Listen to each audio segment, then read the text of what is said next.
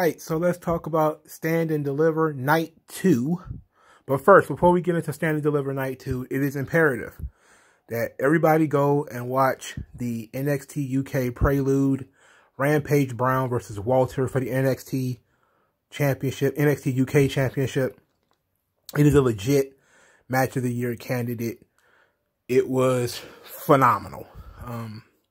Rampage Brown is a big dude, so it's different. It's not Walter versus one of these cruiserweights like Ciampa or A-Kid or Ilya Dragunov. It's against a dude who is his size. And man, oh man, boy, it's a Match of the Year candidate.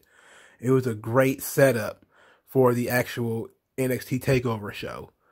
It was phenomenal. I felt like I watched like 12 hours of wrestling. You know, that's how I felt. But that match was phenomenal. It's a Match of the Year candidate. Please go watch that.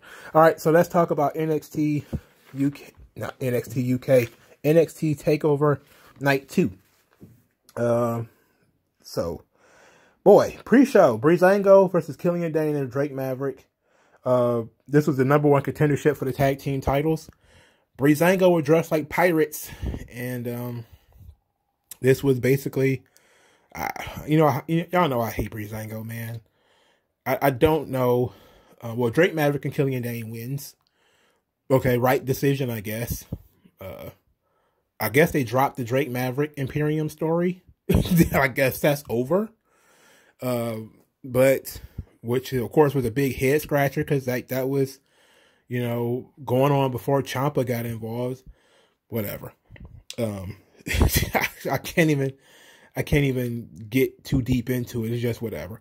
So Killian Dane and Drake Maverick are #1 contenders. Mickie James was on commentary again. She's actually very good at commentary. To be quite honest, she's better than Beth Phoenix. I mean, it is what it is. But she's better than Beth Phoenix on commentary. I would not be too upset if Mickie was to stay and do commentary.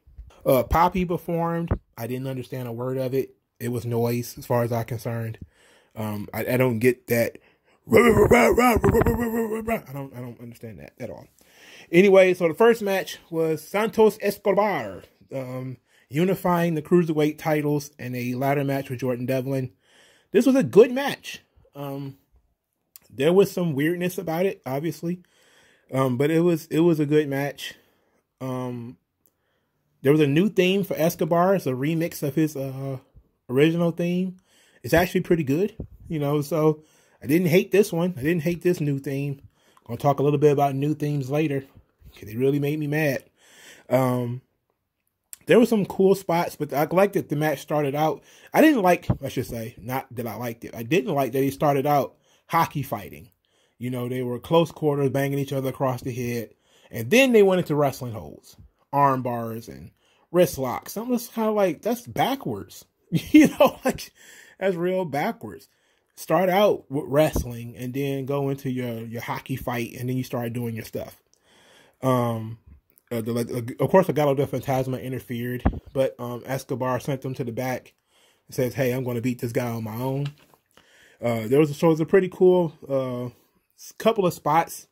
There was some spots that I thought were kind of eh. For instance, the Spanish fly off the ladder. It looked like they were talking about it first, and maybe Jordan Devlin was waiting for Escobar to get in position. I think when they did 2 different Spanish fly spots in this match. For starters, that's too many. The second thing is it looked like they were talking to each other, so maybe even though he's a cruiserweight and a luchador, it seems like they were there might have been some miscommunication at certain parts of the match, but the match went off pretty fucking good. It was not bad, great opener. A headbutt off the ladder sends Devlin off the top of the ladder. He crashes through another ladder that had been set up to leaning up against the turnbuckle. And now Escobar is the undisputed cruiserweight champion. So now what do we do with Jordan Devlin? Well, Devlin's not going to Raw or SmackDown. So that was a real bummer. He's probably going to end up being one of the challengers for Walter. I know they did a series of matches on the independents, if I believe correctly. around the time that socialist guy was up there too. The socialist who kind of looks like Joey Ryan, but he's not Joey Ryan. But he also got destroyed during the speaking out thing. What was his name? The socialist guy. You know who he is. The actual communist guy. I forget what his name is, though. Thankfully. Escobar's son was out there. Escobar and his son are really cool. This is the second time I've seen his son. I saw Escobar's son when he lost his mask. His son was out there to remove his mask. And he gave the little boy the mask today. You know, he gave him the Phantasma mask and gave him the other cruiserweight title. So, because he has both of them, so he gave his son one of them, which I thought was, that was pretty dope. You know, I like that. The second match, Shotzi Blackheart and Ember Moon defeat Candice LeRae and Indy Hartwell. The match wasn't bad. Shotzi again is determined to die in the ring. She's going to Misawa herself. I'm telling you, it's going to happen. She did a dive, a tope through the ropes, hit nothing, hit nobody. She missed completely, but turned her body just in time to prevent jamming her neck against that damn barricade. Usually I hate people who don't know what the fuck they're doing, but Shotzi has a charm to not know what the fuck she's doing that I just kind of like, it fits the gimmick for some reason. She looks like she gets shot out of a cannon all the time, and she boink botches something, and then she gets right back up, and she's okay. And he's kind of like, okay. It's only two people that get away with it, as far as I'm concerned. Shotzi can get away with it, and Sasha gets away with it. Because Sasha botches a lot, too, and almost kills herself on bumps. And you're just kind of like, what the fuck are they doing? Why are they doing this?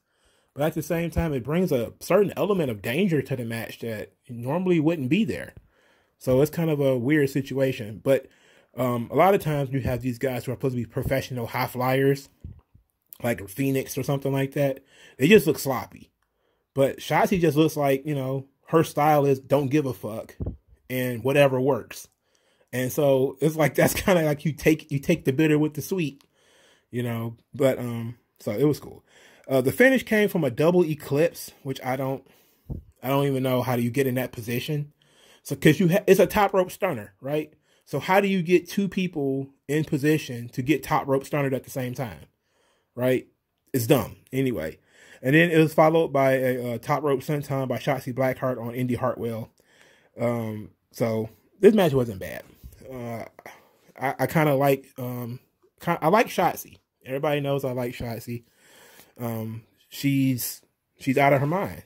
There's just something charming about her being a nut that I actually enjoy. The third match, Bronson Reed versus Johnny Gargano. Johnny Gargano is the Kenny Omega of NXT. He is incredibly self-indulgent. This match felt like it went on forever. It felt like this match was on forever. I was like, how long is this match? How long is this match? Why is this match so long? And why the fuck did Johnny Gargano win? I was just sitting here thinking to myself, like, Johnny Gargano does not need this title. Why did he win? And then why does this match feel like it was 40 minutes, 48 minutes, or whatever? I have no idea. But this match felt like it was going on forever. You know? Boy. Look, not everybody should be doing this. You know, not everybody can do this.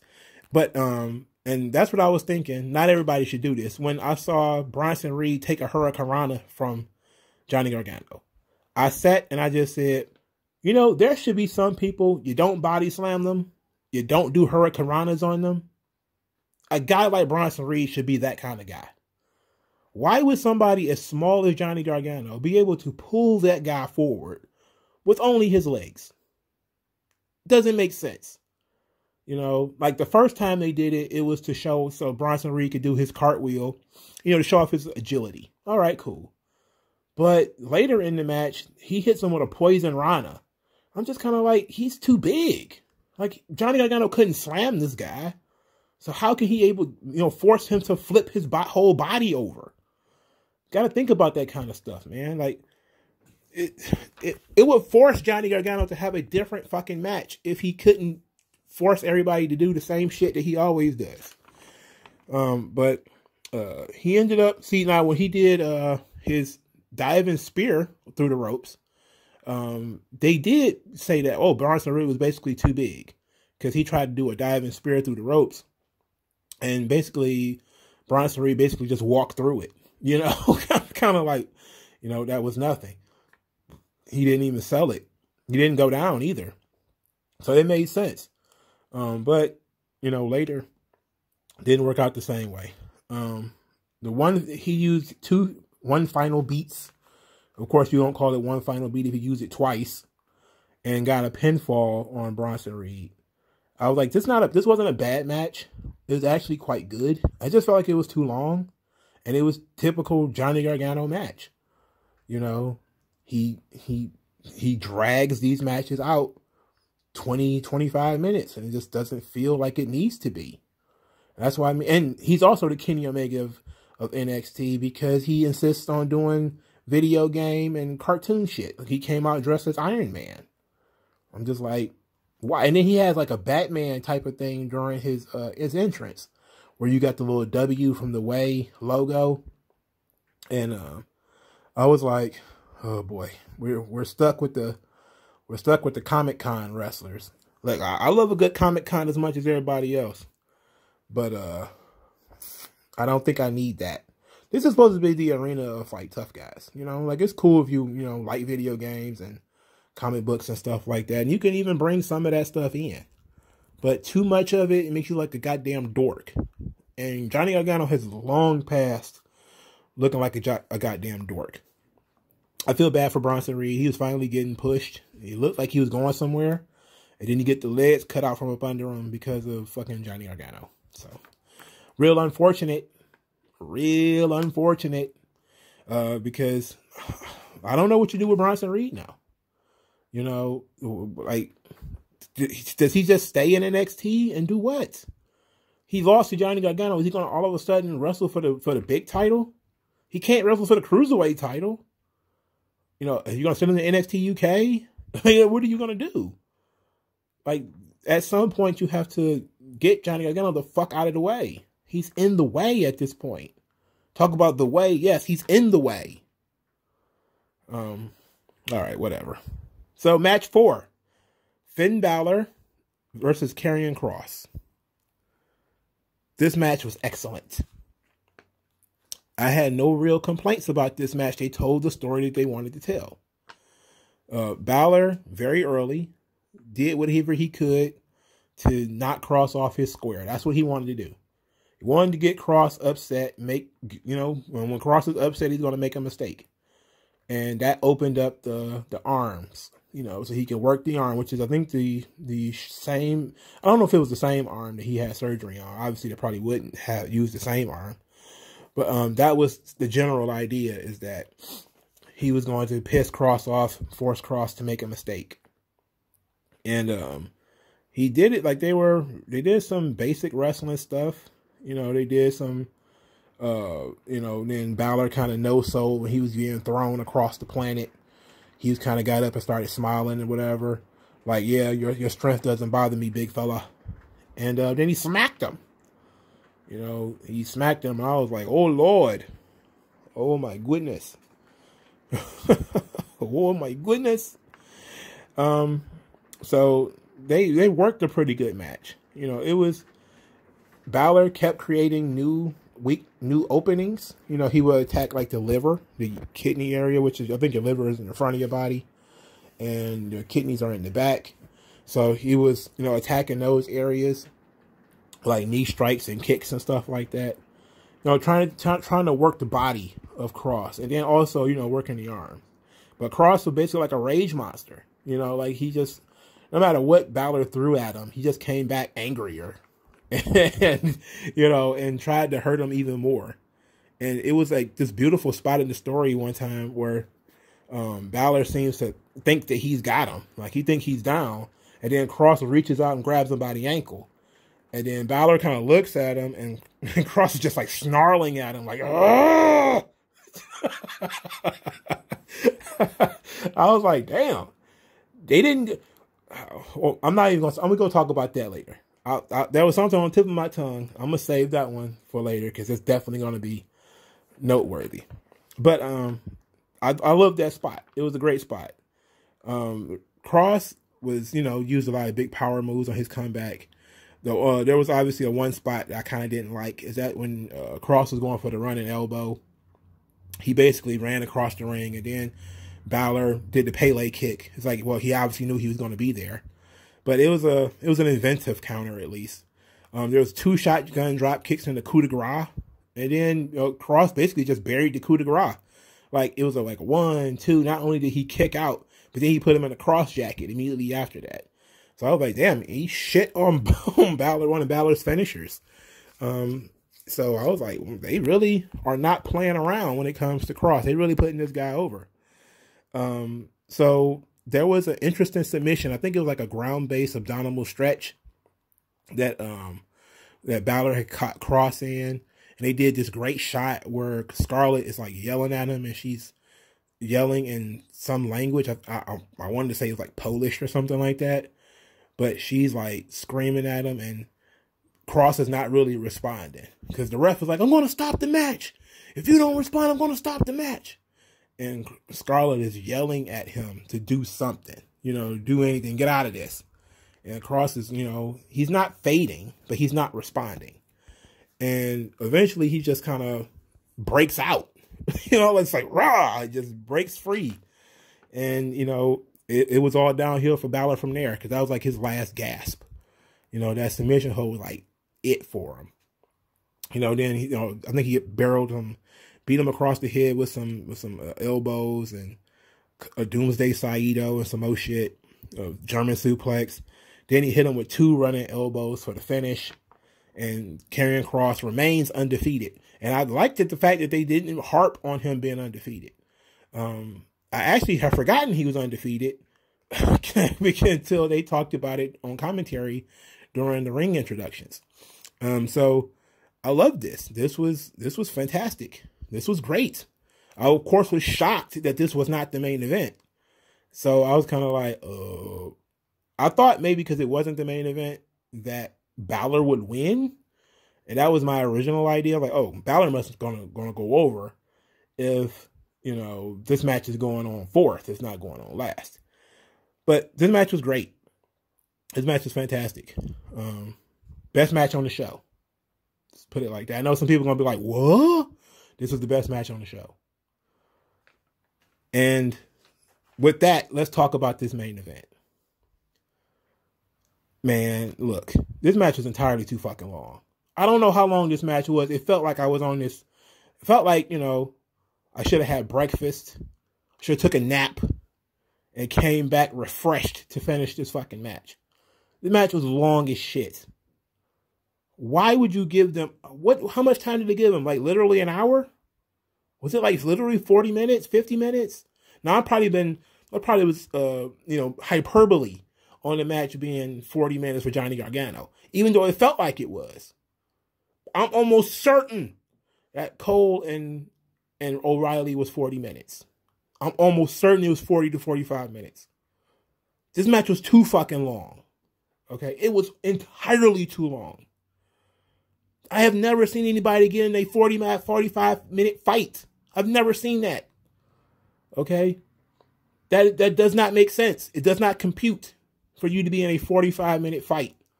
Now, if you got rounds, sure, because you can, you take a break, 3-minute rounds, take a break, then you get back at it. That's how a fight can stretch to an hour or whatever. But a straight up from bell to bell, 45 minutes, that's nonsense. Even when you go back in history and look at how certain wrestling matches in the old days would go 2 hours or whatever. People would tell you, like if you read like the newspaper articles, they barely did anything. They would basically like lay in position. You know how like the lay and pray, what they do in MMA. That's how the match would end up being 2 hours. Because guys would get in a position and they just be there forever. It wouldn't be like constant action. And guys are in a full fight for 45 minutes. That's absolute ridiculousness. And I'm not saying I hated this match. I will never watch it again. It's that long. I have no interest in watching it again. This was the same thing when I had with Gargano and Cole. They had that one match that was long as shit. I was like, everybody's like, it's the match of the year. It's one of the best matches of all time. I was like, I'll never watch it again. It's too fucking long. It's too fucking long and it's too spotty. It's not an Iron Man match. If it's an Iron Man match, I can at least mentally prepare for this match to be an hour, 40 minutes, 30 minutes, or whatever. I was exhausted by the end of this. You know? And I'm not even talking about the spots yet. I was exhausted by the end of this match. It was too long. And it was full of ridiculousness. There was also some stuff in it that didn't make sense. For instance, neither Kyle O'Reilly or Adam Cole weigh over 200 pounds. And that's probably kayfabe. They're probably both about 180. They did a brain buster on the table. Table didn't break. 30 minutes later, they both fall through a grate on the ramp. I was just like, what? How? What? That doesn't make no sense. That don't make no sense at all. No. That don't make no sense. No. Okay? No way, brother. Not going to buy that one. Now, I like the story. I like the story that they were intending to tell. I just felt, and the chairs, oh my God. When they were sitting down, striking each other in that chair, I was so fucking mad. I was mad because they're at no point, especially once the match kept going. You could have cut that whole shit out. That whole shit with the chairs, you could have cut all of that out. Okay? You don't need that. At no point should it look like you taking a break. Like, oh, well, I need to take a break, man. We need to sit down and slap each other. Like, no, that's stupid. That's just plain stupid. Right? But other than the length of the match, the fact that they couldn't break a table, then they went through the grate, and the sitting spot, the match was fine. And it told the story that it was going in there to tell. But before we even get to the story, got to talk about the theme songs. They changed both of their theme songs to generic noise. Of the two, Kyle O'Reilly's is probably the best. But both sound unfinished. And both sound like trash. You know? Now, I get that you don't want to give either one of them the Undisputed Era's theme, which I thought naturally would go to Cole. But all right, they forced everybody to change their music. Everybody's got to start over. But why not just go with the song that Cole was using in Ring of Honor? Just go with that. They don't want to pay for it? Like, guys, you're one of your top guys. Probably couldn't cost you that much. You know, but I hated Adam Cole's theme. I couldn't tell you what it is. It sounded so generic. It sounded almost like Kyle O'Reilly's theme didn't end. So it sounded like, you know, it just kind of one song and it's kept going. I was like, I cannot discern these two songs. Now, maybe over time I'll get used to it, but this is my initial reaction. My initial reaction is that they're both trash. I didn't talk about Finn Balor's entrance when they had like those pictures of his career. I thought those were pretty dope. That kind of told me he was going to lose, but I like that. It was pretty dope. I also like the little pulse as they walk down the hall. I've always enjoyed that. I'm glad Triple H brought that back because WWE used to do it in the past. He used to do it in like the 90s, like the mid 90s, like 96, 97. You would get the doom, doom, doom, doom, doom, doom, doom, doom, doom, doom, as the guys walk through the hall. And then they stopped doing it for a long time. I'm glad Triple H brought that back. They didn't really do that here. They did it for the NXT Championship match. But they did bring out a bunch of goddamn security guards. And I was like, what the hell do we need all these security guards for? I was at a point really where I was kind of like, if it's unsanctioned, what do we need security guards for? What do we need in-ring introductions for? You know, that's just me being, you know, petty. But, you know, this match surely wasn't sanctioned. Was it sanctioned? Absolutely not. So they did some hardcore stuff, but at least, you know, there was some art to it. I specifically love what Kyle O'Reilly was doing. Kyle O'Reilly stuck to his game. His game is submissions. And that's what he was doing. You know, the whole match, he kept finding different ways to get heel hooks or knee bars or whatever onto Adam Cole, arm bars, guillotines. That was his favorite weapon, was the guillotine throughout the match. And both of these guys went to the Shawn Michaels school of trying to get a daytime Emmy, because you had Kyle O'Reilly earlier. You know, he choked Adam Cole out and then was going to suplex him on the steps, and then was kind of like, no, I can't do it. There's still some goodness in Adam. I can't do it. I can't do it. It's my friend, man. I'm trying to help you, Adam. I was kind of like, man, just suplex this motherfucker on these stairs and let's get this match over with. Shit. What's wrong with you? We got to this point already. We already there. Kill this guy. We're already there. And there was quite a bit of Shawn Michaels daytime Emmy stuff going on in here. So it was basically Adam Cole with his using weapons in the environment. He used tire irons, he used a chain, he used chairs, you know. He also used the environment like the ring apron and the ring post. It's different, the stairs and stuff like that. And you know, Kyle O'Reilly used some weapons, but he didn't primarily, kind of avoided using weapons. He treated himself as the weapon. It's like Adam Cole needed outside help. He just needed to be the guy and to turn it on and be vicious and have a killer instinct. That was kind of the story they were telling you, is that Adam Cole has a killer instinct, you know, but he also is not, you know, dangerous enough on his own, even though he was like this long-time champion or whatever. He needed the chair. He needed the chain, even though Kyle O'Reilly was the one to introduce the chain. But he needed that stuff because he was using it more often. While Kyle was just fine grabbing a hold and trying to break something, you know, trying to choke this guy out. And, you know, it would have been poetic for the match to end in submission, which I think probably would have been a lot more dominant for Kyle O'Reilly, and more definitive for Kyle to win by submission. But the finish was fine too. The finish was when Kyle O'Reilly tied the chain around his leg. He did a flying knee drop from the top rope onto Adam Cole's back. Adam Cole had just so happened to position himself over a chair. And so it was like he crushed him into the chair with the knee that was wrapped in chain. And that was the finish. But before that, we get more Shawn Michaels daytime drama, because we got the referee. The referee is got, you know, he's about to Pillmanize. Adam Cole is about to Pillmanize Kyle O'Reilly. I should have talked about this before I talked about the finish, but it just popped into my head. So Adam Cole's like, get away from me. And the ref's like, you don't really want to do this, Adam. What are you doing? You don't really want to do this, Adam. And Cole turns and hits the referee. When I tell you, get out of the way, you get out of the way. And the whole time, you know, Kyle O'Reilly is down. And I was actually surprised that whatever real crowd NXT had was pro Adam Cole. You know, they were pretty much anti Kyle O'Reilly.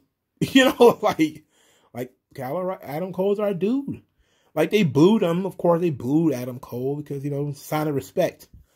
But I think they liked him more than Kyle O'Reilly. And, you know, they were doing the count and they were saying, they were chanting like, get a new ref, or, you know, something like that. And there was all kind of interesting chants. And the infamous, the one I hate the most is Fight Forever. Because that's literally, for starters, they literally did that. They literally went and fought forever. Was it sanctioned? Probably not. I hope Triple H was smart enough not to go out there and get him fucking 40 minutes. But then he's a goddamn indie promoter now. So yeah, apparently he did. He didn't learn shit from Vince. Okay. Even when it came to Iron Man matches, Pat Patterson had to talk Vince into doing it. Nobody should have a match over 30 minutes anymore. Unless you're Ric fucking Flair and it's 1980 something. Nobody matches should be near an hour. There is no reason for it. Let's get in, get somebody over, and get it done. And it almost always has so much fat on the match. This match would have been so much better if it was leaner. I like the match. I think that it told the definitive story that they wanted to tell because they're not doing it again. And I think that's probably why the match was so long, is because they're only going to get one match out of it. They're not doing it again. More than likely, Adam Cole is going to leave. And, you know, this is kind of the end, at least for a while. So they gave him a lot of time. Okay, fair. You still could have trimmed the fat. And the fat would be stuff like, you know, the ref bump. Did we really need a ref bump? We need a ref bump for. What do we need these guys sitting in the chairs for? What do we need that for? You know, we already had things that were going to extend the time, such as the submission holds. That was already going to extend the time, you know? So we had time extending things to do. It wasn't like we just had to do something to fill the time. If you felt like you had to fill all that time, just have Adam Cole in more submission holds that take him longer to get out of so that he can sell and, you know, and stuff like that. But having Kyle O'Reilly beat, but because of his own incompetence and knocking out the ref, might be a good story beat because, you know, of course, it harkens back to Adam Cole spazzing out and punching William Regal. Apparently, he's a rage monster now.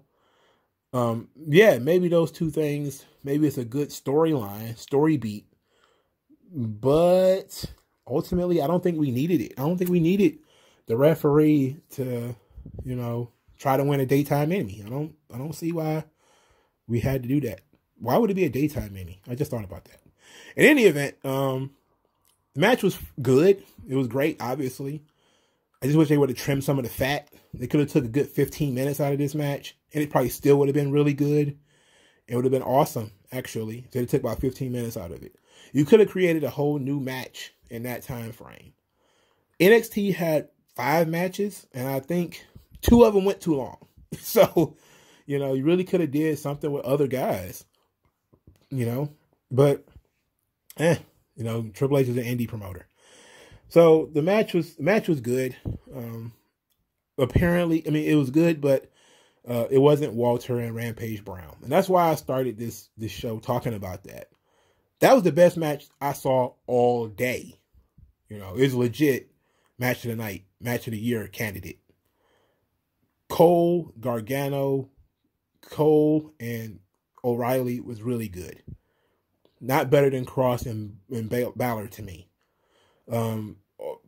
By definition, the ladder match has to be the next best match, which would make the women's match the worst match. But, I mean, that seems unfair because, of course, it was going to be. You know, look at everybody else on the card. I just think that Johnny Gargano, to be quite honest, when it comes to rewatchability, and I think that's kind of what one of the things that we kind of skimp on when it comes to these shows is how often would you go back and rewatch it? I would not rewatch, like I said, probably won't rewatch Kyle O'Reilly or Adam Cole. Probably will not rewatch that match probably for a long time. That's a fucking movie. You know, that's a TV show. That's a whole entire episode of Law and Order SVU or some shit minus the commercials. You know, like that's what you coming for when you watch that match. But Balor and Cross, I definitely watch that match again. Gargano and Reed, nah, don't need to see that again. The ladder match, I'm kind of off ladder matches. You know, I really don't care that much about them. It was a good match, but I probably wouldn't go back and watch it again. The women's match, I probably watch the spots, that Shotzi almost killed herself in. I probably watch those again. But going back and watching Indy Hartwell, no, thank you. But overall, it was a really good show. You know, if I don't do grades, but if I did, it'd get a passing grade. It wouldn't be a C either. It'd probably be like a B plus, A minus. And I would take the minus would definitely be because there was 2 40-fucking-minute matches on this show. Okay, and you could have trimmed a lot of the fat of ref bumps and a lot of unnecessary shit that was going on in both of those 2 matches. These 2 self-indulgent fucks, you know. But at least Adam Cole didn't dress like a cartoon character. And at least there was no birds flying out of nobody's ass. There was no choo-choo trains. There was no slime.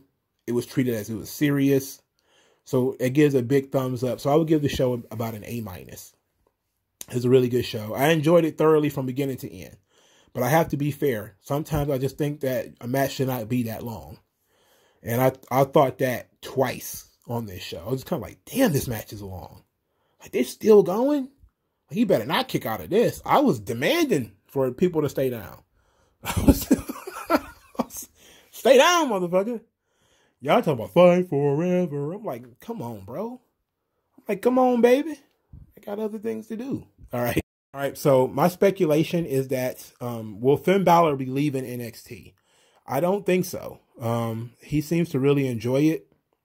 I'm sure they can find other things for him to do. I think he's probably more likely to go over to NXT UK, and which is what they wanted to do. They wanted to do that whole thing with him and Walter anyway. I think they're probably going to do that and just have Finn Balor do the Prince, the most miserable man in NXT, and have him do that gimmick over in the UK behind the paywall to force people to watch NXT UK to see him eventually fight Walter and probably beat him for the NXT UK title. And it's not going to happen before there's a crowd. I don't think Walter is going to lose the belt before there's a crowd. I think the first big show that they have with crowds is probably when Walter will drop the belt. Because they're going to want that huge roar. Probably the same thing with Kaylee Ray. It's probably why she also keeps winning all the time. Is more than likely they're trying to really build up something for those big crowds. But I think that's what they'd probably do with Finn Balor, send him over to NXT UK. Cole, I can see him going to Raw. You know, he seems like the kind of guy Vince would really like. Outside of being skinny and being short, he's charismatic. He has personality. He can talk. I could see him being somebody that Vince McMahon really gets behind. So, but let me know what you guys think in the comment section below. Like this video, share this video, subscribe to this channel, hit the notification bell, go into the description, follow me on Twitter, send cash via Cash App, or put me on the payroll by subscribing via Subscribe Star. Either way it goes, thank you guys for your time, and I'll talk to you guys later.